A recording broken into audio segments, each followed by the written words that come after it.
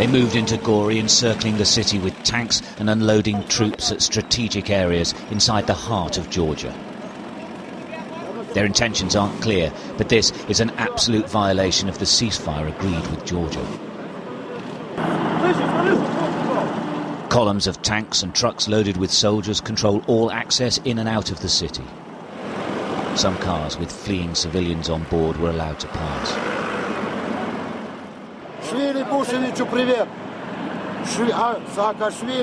The Russian commander wouldn't say what would happen next, but he told me they intend to teach the Georgian president a lesson.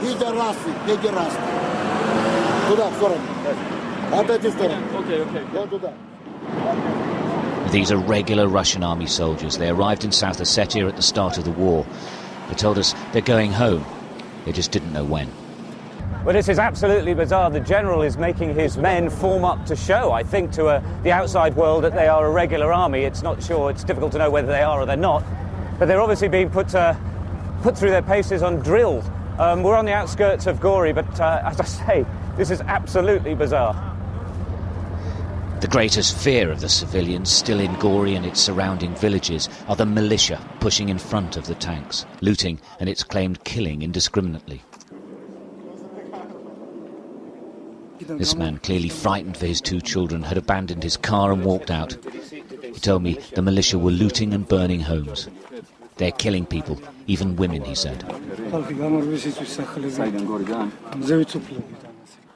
A few hundred meters behind him, smoke was rising from what he said was a damaged home.